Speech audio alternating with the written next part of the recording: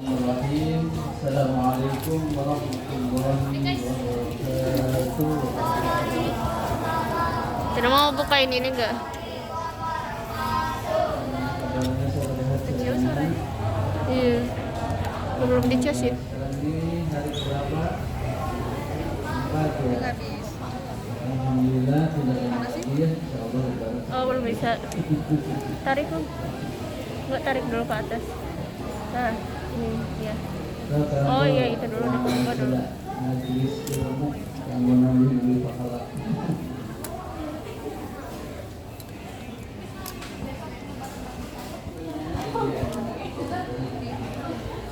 Bisa berkumpul di Masjid At-Taqwa untuk sama-sama menjalankan sholat berjamaah maghrib dan insya Allah BKM At-Taqwa menyediakan ala kadarnya untuk kanjur bersama. Mudah-mudahan mendapatkan selalu berkah Allah Subhanahu wa Ta'ala. Amin. Khusus untuk menjelang buka ini nanti dalam 10 menit atau ya, jika insya Allah berbuka berada 6.19. Ini masih kena waktu lah gitu. 6.19 insya Allah kita akan berbuka. Mudah-mudahan semuanya diberikan kenikmatan, kesehatan, jasmani, rohani, jasa ekonomi. Semoga ekonomi makin sehat, biasanya bisa dulu. Ini alhamdulillah hadir dari beberapa santri dari bertahun ya, kemudian juga. Alhamdulillah. Baik Bapak Ibu, pada kesempatan pertemuan kemarin kita masih membahas Asmaul Husna dalam bacaan sholat kita. Kita ingin mengenal Allah lebih dekat pada bacaan-bacaan sholat kita, supaya apa yang kita baca itu betul-betul apa yang ada dalam hati kita. Karena Allah Subhanahu wa Ta'ala menginginkan kalau kita sholat adalah mengingat Allah. Wa aqimis sholata lidzikri. Sholatlah untuk apa? Lidzikri, untuk mengingat aku. Jadi sholat ini untuk mengingat aku, untuk mengingat Allah. Bukan sholat itu untuk membuat rencana kerja. Nah, kita sering sholat itu membuat rencana kerja, sering kita sholat itu untuk mempersiapkan pekerjaan atau melanjutkan pekerjaan. Jadi rencana kerja yang belum selesai, lalu kita rencanakan dalam sholat. Akhirnya lupa kepada Allah. Padahal aqimish sholata lidzikri, sholatlah untuk mengingatku kata Allah. Maka sholat khusyuk menjadi bagian terpenting dalam kehidupan kita. Dan orang yang sholatnya khusyuk mendapatkan pujian dari Allah Subhanahu wa Ta'ala. A'udzubillahi minasyaitonir rajim. Qad aflahal mu'minuna alladzina hum fi shalatihim khashi'un. Sungguh beruntung, sungguh sukses, sungguh hebat orang-orang yang khusyuk dalam sholatnya. Sementara orang yang tidak khusyuk dalam sholatnya mendapat kecaman dari Allah. Fawailul lil musallin alladzina hum an sholatihim sahun. Celaka bagi orang-orang yang sholatnya lengah lalai, pohon ke Allah, gitu ya. Sholatnya pohon ke Allah. Padahal aqimis sholata lidzikri, sholatlah untuk mengingat aku. Jadi kita sholat itu supaya semakin ingat pada Allah, semakin dekat kepada Allah, semakin merasa kehadiran Allah, bukan semakin jauh gitu ya. Nah, oleh sebab itu bacaan-bacaan sholat harus menjadi perhatian kita. Jangan sampai apa yang kita baca begitu saja lewat, ya, tapi hati berlari-lari kemana-mana. Kita mulai dari takbiratul ihram. Sudah komitmen, takbir artinya mengagungkan Allah, mengecilkan yang lain. Tunda dululah kepentingan yang duniawi itu. Kalau sudah di hadapan Allah, yang besarkan hanya Allah Subhanahu wa Ta'ala, yang lain kecil semua. Ihramkan, takbiratul ihram, ihramkan, haramkan semua yang lain-lain, halangi semua yang lain-lain. Allah saja yang ada di depan kita. Karena ciri salat khusyuk kata Allah, ya, Orang yang salatnya khusyuk itu alladzina yadhunnuna annahum mulaqu rabbihim wa annahum ilaihi raji'un. Itu ciri salat khusyuk kata Allah. Orang yang khusyuk al-khashi'in adalah alladzina yadhunnuna annahum mulaqu rabbihim. Mereka yang berkeyakinan bahwa dia sedang bertemu Allah. Mulaqu rabbihim berupa isim fa'il. Isim fa'il itu punya makna dua dari segi zaman. Bisa al-an sekarang al-hali atau al-mustaqbal. Artinya yakin bahwa dia sedang bertemu Allah, atau paling tidak yakin nanti akan bertemu Allah di yaumil kiamat. Maka kalau kita ketika takbiratul ihram kita merasakan kehadiran Allah, sedang bertemu Allah, maka pasti hati kita akan berpaut dengan Allah. Tapi kalau kita sholat merasa tidak di depan Allah, merasa bukan di bersama Allah, maka hati kita lari-lari kemana-mana. Jadi yadhunnuna annahum mulaqu rabbihim, berkeyakinan bahwa mereka itu sedang bertemu Allah, wa inna ilaihi raji'un. Annahum mulaqu rabbihim wa annahum ilaihi raji'un. Dan yakin bahwa dia akan kembali kepada Allah. Jadi kalau sholat mau khusyuk, rasakan bahwa kita sedang akan kembali kepada Allah. Ketika kita sedekah, coba rasakan bahwa kita sedang sedekahnya di liang lahat. Nanti kita di liang lahat disedekahkan, tidak sedekah seperti sholat. Maka ketika takbir kita bersedekah, rasakan bagaimana kalau sedekah ini sedang berada di liang lahat. Bagaimana kalau sedekah ini disedekahkan oleh orang lain?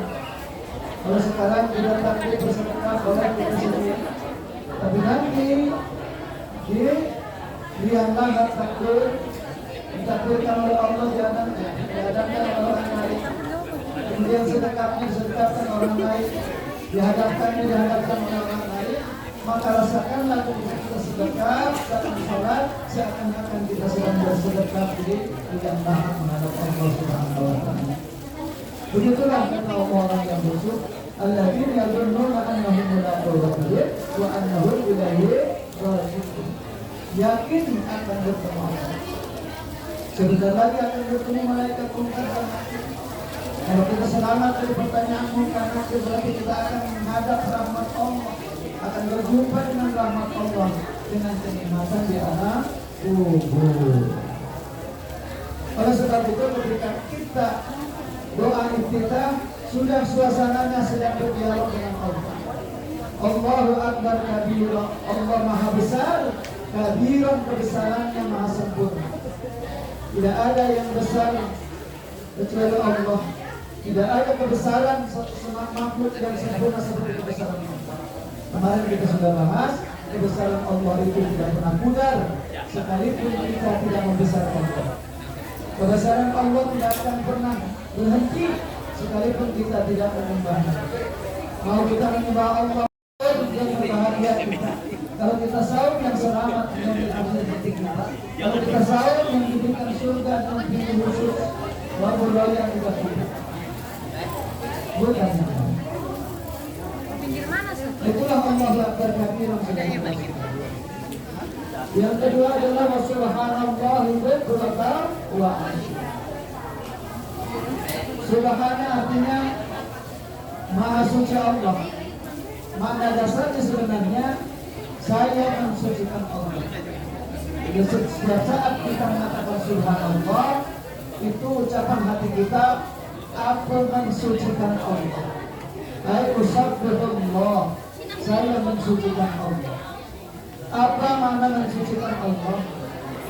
Maknanya adalah bahwa Allah maha sempurna segala sifatnya, maha sempurna segala perbuatannya, maha sempurna segala namanya.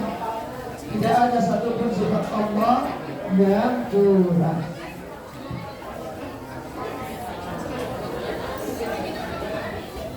Jangan. Insyaallah. Kemudian insyaallah. Nah, jadi kalau kita mengucapkan subhanallah jangan malu. Kita sedang mengucapkan usabbihullah. Saya mensucikan Kau ya Allah. Mensucikan dari apa? sifat kekurangan. Kenapa kita harus mensucikan Allah? Karena sering-sering kita ini menganggap Allah sudah lemah, menganggap Allah ada kekurangan, menganggap Allah itu tidak sayang pada kita, menganggap Allah itu kadang-kadang tidak memberi sesuatu pada kita. Sehingga kalau diuji kesulitan, kalau diuji kesusahan, kalau diuji kesempitan rezeki, langsung kita memvonis Allah tidak sayang kepada kita. Allah hanya sayang kepada orang-orang kaya saja. Kalau kita sakit, kita memvonis Allah hanya sayang kepada orang-orang sehat saja. Kenapa sih saya diberi sakit? Kenapa saya diberi miskin? Kenapa saya diberi tidak punya uang? Kenapa saya diberi sempit rezeki? Seakan-akan Allah itu nggak ada, Allah itu nggak hadir, Allah itu lemah. Kok tidak sanggup sih memberi saya rezeki? Nah gitu. Hadirin yang akan Allah SWT. Kalau semacam itu berarti kita tidak mensucikan Allah. Padahal setiap saat kita subhanallah, ketika rukuk kita ucapkan subhanallah, ketika sujud kita ucapkan subhanallah. Mana subhanallah kita lalu mendapatkan kesulitan sedikit saja, kita langsung menganggap Allah tidak suci, Allah kurang, Allah tidak sempurna, Allah tidak sayang. Tidak. Cara Allah sayang kepada kita seperti orang tua kita. Kadang-kadang hari ini diberi, esok tidak. Tidak memberinya orang tua kepada kita bukan karena benci, tapi mungkin ditakar oleh Allah, oleh orang tua. Kalau anak yang lebih besar diberi besar, anak yang kecil mungkin lebih kecil, itu bukan karena Allah benci kepada yang menerima yang kecil. Itu karena cara sayangnya orang tua. Ini yang sudah kuliah, biayanya besar, maka diberinya besar. Ini yang masih SD, TK, masa diberi sebesar yang sudah kuliah. Tapi anak TK kadang mungkin merasa iri, kok kakak besar diberinya, kok saya kecil, kok kakak diberinya motor, kok saya sudah.